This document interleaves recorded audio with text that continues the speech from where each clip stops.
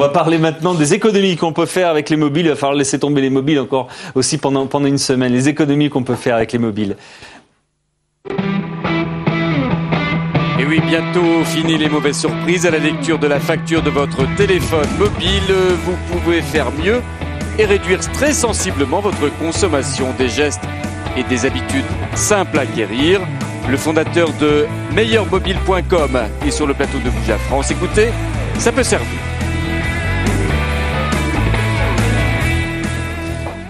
Bonsoir.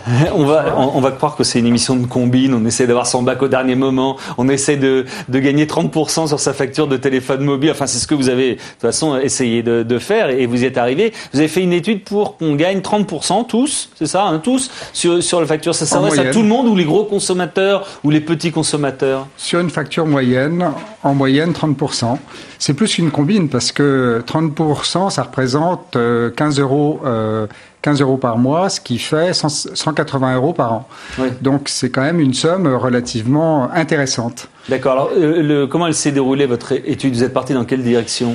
Alors, je suis parti d'abord d'un constat que j'ai relevé sur le site internet que j'ai fondé, en regardant les profils issus du comparateur tarifaire. Je me suis rendu compte que les gens, effectivement, arrivaient sensiblement à économiser 30%. Donc, pour un peu objectiver tout ça, j'ai fait une étude en prenant la composition d'une famille française moyenne, type, qui est composée de 2 parents et de 2 enfants. Mmh. Bon, justement, un étudiant et puis un lycéen, un ado. Bon. Et donc, ils ont des consommations moyennes. La première nouvelle, je dirais, c'est que cette dépense qui n'existait pas il y a 15 ans, aujourd'hui, elle représente à peu près, pour cette famille-là, 190 euros par mois. C'est un budget qui effectivement n'existait pas, qui maintenant est incontournable. 190 euros, c'est lourd. Hein. Et effectivement, on peut l'optimiser. Alors, j'ai fait une étude en comparant les tarifs et les offres des opérateurs depuis 2004, entre 2004 et 2008. Donc, j'ai constaté qu'il y avait une petite baisse de prix, hein, de l'enveloppe budgétaire. Puis ensuite, j'ai fait la différence entre ce que font les gens en général à partir d'un choix de bon sens. Je vais vous donner un exemple. Vous consommez 3 heures de communication en moyenne, vous allez prendre un forfait de 3 heures. Ouais. Vous consommez 4h30 de consommation moyenne par mois, vous allez prendre un forfait de 4 heures, et puis vous allez dépasser 30 minutes. Bon. En faisant ça, on arrive effectivement aux 190 euros. Bon. C'est-à-dire que ce que vous conseillez, c'est quoi? Ce que je conseille, c'est... Quand on dépense 3 heures par mois. Oui. Alors justement, ce que je conseille, c'est de ne pas suivre les règles de bon sens, mais d'examiner l'offre des opérateurs. L'offre des opérateurs, c'est un forfait qui comprend un certain nombre d'heures, avec des avantages. Et les avantages sont très différents d'un forfait à l'autre. Et puis, les options qui existent par ailleurs. Et de composer tout ça. Alors, c'est un petit peu compliqué. Ouais, c'est compliqué si on parce fait tout seul. D'abord, il y a plusieurs opérateurs, il y a des offres qui sont déjà assez compliquées. Et puis, je sais pas, mais on a toujours l'impression de se faire un petit peu avoir. On a toujours pas vu un petit détail qui fait que vous êtes abonné pour 2 ans alors que vous en êtes pas conscient. On vous a proposé un portable gratuitement et ça induit une année d'abonnement supplémentaire, vous ne le saviez pas. Il y a pas mal de pièges comme ça. Il y a pas mal de petits pièges, oui, effectivement. Je peux vous donner un exemple si vous voulez. Le 4h30 dont je vous ai parlé, le forfait 4h30 tout simple. Hein. J'achète un forfait de 4 heures et je prends 30 minutes de consommation hors forfait, ce qui coûte très cher, le hors forfait. Eh bien, si vous réfléchissez bien, je dirais, vous allez prendre, par exemple, chez Orange, une offre 3 heures qui s'appelle Zen, les nouvelles offres, et il va falloir que vous trouviez le complément, l'origami qui manque, c'est-à-dire, en fait, une option 4 heures week-end que vous allez payer 4 euros. Et en prenant un 3 heures plus l'option week-end à 4 euros, vous allez avoir votre 4h30 qui va vous coûter infiniment moins cher, de l'ordre de 30% moins cher. Donc, il faut bien regarder les propositions. Il faut bien regarder, oui. Ouais. Et puis, autre exemple, j'avais un profil qui est celui de madame qui consomme 2h15. Bon, a priori, on prend 2 heures, on dépasse de 15 minutes. Non. Par exemple, SFR ou Bouygues proposent des offres qu'on appelle 2 fois plus de temps. Donc, il faut prendre 1 heure plus 1 heure le soir et le week-end, associé avec la bonne option qui fait que vous avez vos 2h15 à un prix très inférieur à celui du 2 heures. Est-ce qu'économiser implique le fait de moins communiquer? d'utiliser moins son téléphone.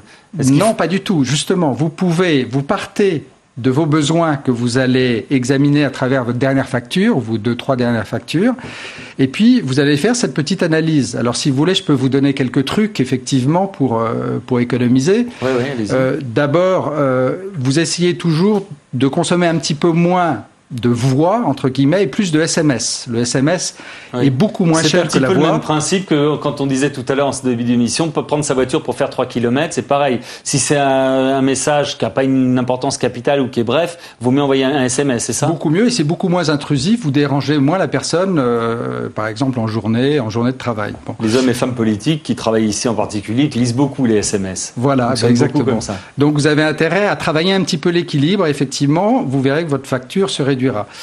Alors, il y a bien d'autres choses. Vous avez plutôt intérêt à prendre un forfait de 12 mois que de 24 mois. Pourquoi ? Parce que, par exemple, au mois d'avril, là, il y a un mois et demi, eh bien, Orange et SFR ont renouvelé leurs offres et ça aboutit...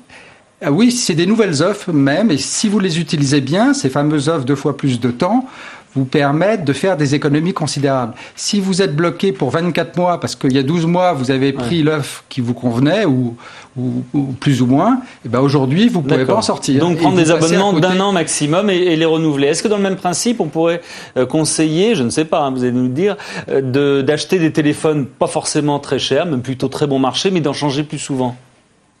Alors vous pouvez faire les deux. C'est-à-dire qu'aujourd'hui, si justement vous renouvelez tous les mois, tous les ans ou tous les 18 mois, vous allez pouvoir éventuellement vous positionner sur l'offre qui vous convient le mieux, qui est la moins chère du marché par rapport à vos besoins, et en même temps bénéficier d'un mobile très récent, très évolué et pas cher du tout.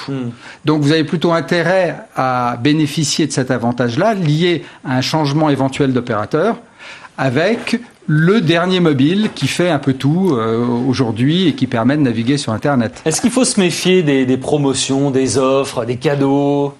Alors effectivement, ça peut être un piège parce que on peut vous proposer le téléphone pas cher du tout qui vaut autour de 20 €, qui sert qu'à téléphoner, rien d'autre, à peine à envoyer des SMS. Puis on vous dit, pour 1 € de plus ou pour 29 € de plus, vous allez avoir l'écran plat, plasma, vous allez avoir l'appareil photo numérique formidable, etc.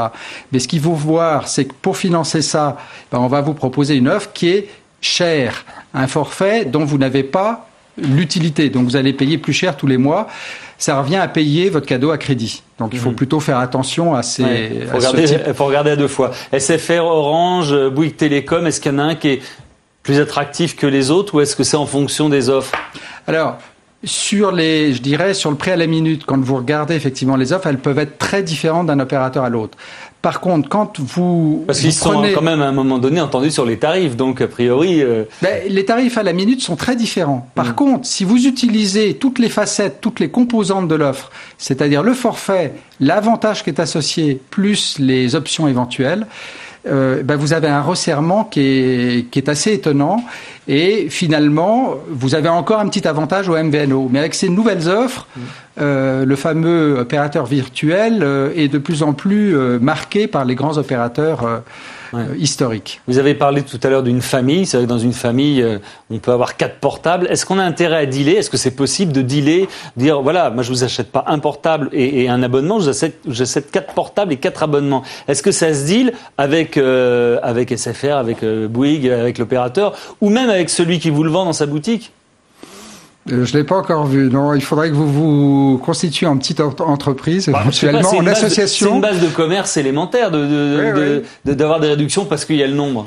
Oui, il faudrait prendre un forfait flotte, mais qui est réservé aux entreprises. Donc, j'ai pas la solution là. Est-ce qu'on est plus cher globalement dans téléphonie que les autres pays européens ?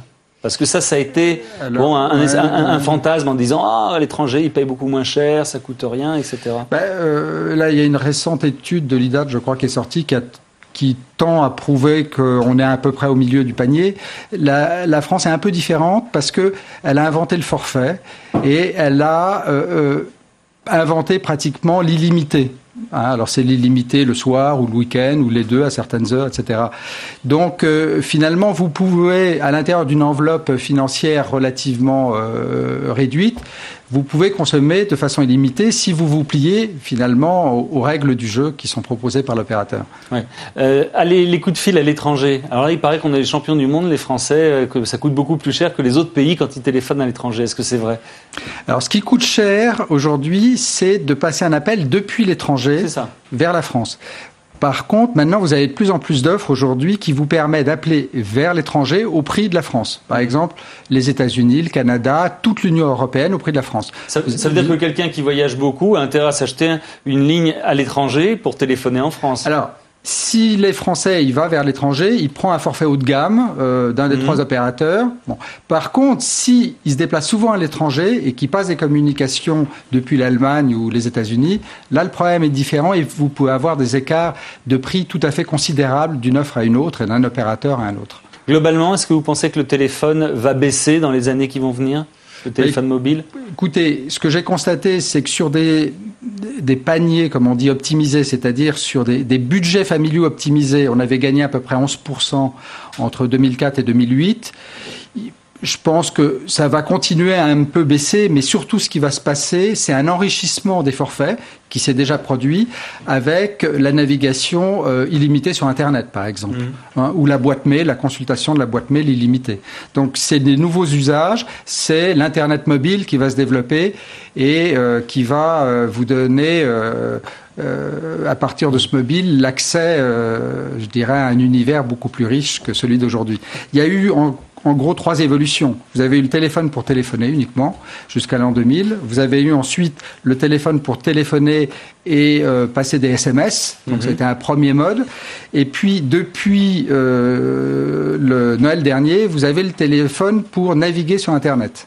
Et ça, on est au tout début de l'évolution. Et l'année prochaine, envoyer des mails, etc. Et envoyer des mails. Et l'année prochaine, vous allez avoir plutôt en fin d'année prochaine le mobile qui va vous servir à regarder la télévision en mobilité aussi. D'où les offres d'Orange en particulier sur le football. Qui existe déjà, absolument. Si on retient un conseil, le premier conseil pour économiser dans tous ceux que vous nous avez donnés, le premier conseil qu'il faut avoir à l'esprit pour économiser sensiblement sur sa note. Alors, regardez quels sont les avantages dont vous avez besoin qui sont liés à votre consommation.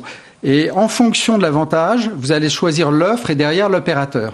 D'accord. Et ensuite, vous allez prendre un forfait un petit peu moins riche, enfin comment dire, qui a un peu moins de temps que votre consommation, puisque l'avantage va vous compenser le manque à consommer. Et au total, vous allez faire un très bon deal. Mais ça part d'une bonne analyse de sa propre consommation. Oui, alors si je peux me permettre, vous avez un moyen qui est quand même très simple, c'est d'aller sur le site Meilleur Mobile, regarder le comparateur tarifaire, il va vous donner gratuitement et sans aucun engagement, il va vous donner la bonne solution immédiatement. Très bien, merci beaucoup de tous ces conseils. On va passer dans un instant au dernier coup de fil et avant ça, Marie-Laetitia nous rejoint pour les unes des journaux de demain.